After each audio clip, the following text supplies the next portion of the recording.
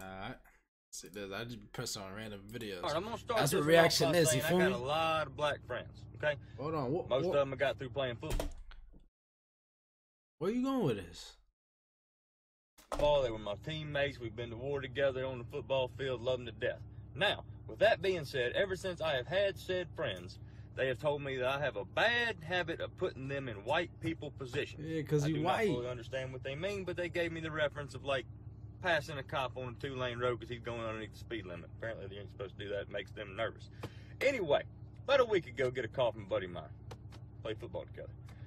Says, hey, buddy, I want you to come to a cookout. Hell, you ain't got to hit me in the face with a wet mop. I like cookouts. So I show up to the cookout. All right. As I step out of my pick-em-up truck, I realize that the only 3 white things at this cookout is the salt shaker, the napkins, and me. All right. And the plates. As I'm walking up, I am being greeted by his grandma and grandpa, and his great-grandma and grandpa, and his 47 cousins. All right, which there's no way for me to remember all these people's names. Anyway, there's a long table where the food, everybody's eating at, okay? They bring me over and set me down at the head of the table. I'm already really uncomfortable at this point because I don't know what's about to happen. Well, they say the blessing, and I get up to go fix my food. Well, I was not aware that at a black cookout, you do not fix your own plate. They fix your plate for you. Facts. Now, they bring me a whopping Dixie plate that some bitches rounded off like this with barbecue, okay? And I'm gonna eat it. Don't get me wrong, I don't waste food, I'm gonna eat it. So as I'm sitting there munching away, you know, just kind of getting my bearings about where I'm at, these 2 ladies walk up to me, 2 of his aunties, with 2 different potato salads. All right. They say, we want to get your opinion on which one of these is better. Now, apparently just because I'm white, I'm supposed to know the different calibers of mayonnaise. Well, I ain't finna piss nobody off at this cookout, okay? So I ate both of them, and I told them that they were just so damn good, both of them, I couldn't pick one. Smart ass nigga. At this current time, I am almost in a food coma because I've ate so much because I didn't want to disrespect nobody's cooking there. And then his great-grandmama, Mama T, that's what they call her, she comes up to me with what looks like a 5-pound piece of cherry pie. Now, let me paint a picture for you. I've got the meat sweats, all right? Got barbecue sauce on my shirt. I'm drifting in and out of consciousness, and she's bringing me a 5-pound piece of pie. Now, I saw Friday After Next. I know what happens when you disrespect somebody's grandmama. I saw what happened to Craig and Day Day when they disrespect somebody's grandmama. You ain't finna be chasing me through these pines because we way out in the woods at this cookout. I'm white, not stupid. Tell them. So as I eat this pie, which I eat this pie because I ain't finna piss off nobody, especially the head woman there because she's ranked up top. That's great grandma. You don't mess with her. You don't mess with her. I finish this pie and I drift off into a Caucasian psychosis of a food coma. And I did just like this right here. Just like this. I went, whew, I'm full. As soon as I lifted my head back up, the table I'm sitting at is no more food on this table. I don't know how long I was out for. But somehow, I'm still in the same chair. I have been dealt into a high-stakes spades game at an all-black cookout besides me. What the fuck is going on? How did I get here? At what point in my life did I take this turn to take me to where I'm at? And now the cards is in front of me, and I got no idea how to play spades, okay? None.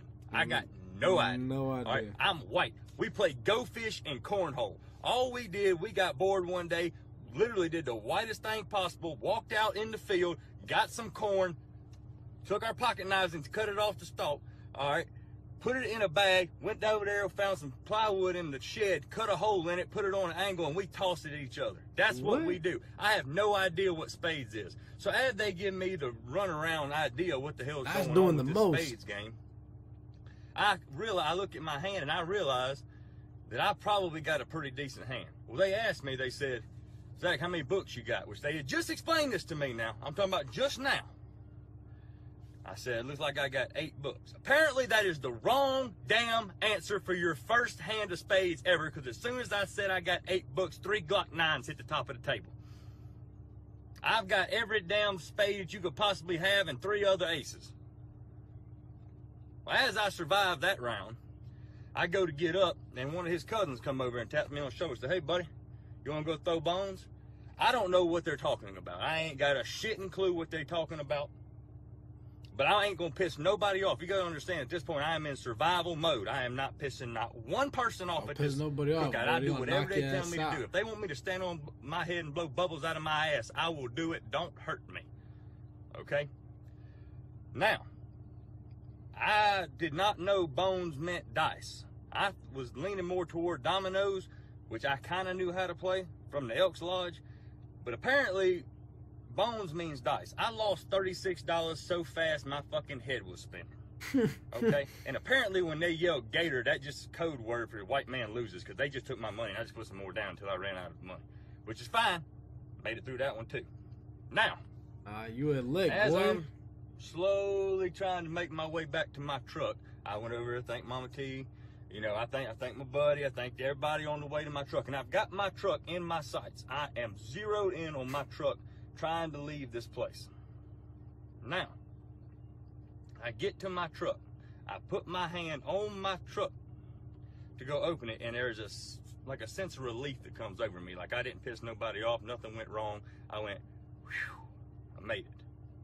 Now, as I open my door, I feel a tap on my shoulder. I turn around.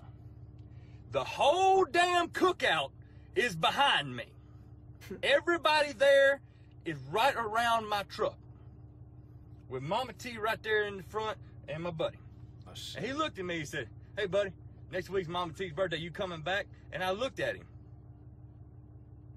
The hell yeah! bamboozled on what to say. And the only thing I could come up with was, "You damn right I'm coming back, because that's the best damn barbecue I've ever had in my life." I don't know if you've ever been to All Black Cookout, but I'm going to tell you something. If you get the invitation, you better take that shit, because that is the best food you ever going to get, and the nicest damn people. I was scared shitless. I ain't going to lie. I'm a big guy. I was acting like a little bitch. I didn't know what was happening. But at the same time, that's the most fun and some of the best people I've ever been around in my entire life. I'm going back next week. Bet. I told him, I said, y'all need me to bring something like some ice, because I ain't trying to cook with y'all. Y'all want some ice? Or like some, you want me to go get my little cousin Kyle that wears monster hats and shit? And bring him? You know, so he'll feel at home. He got wife beaters and stuff. What y'all need?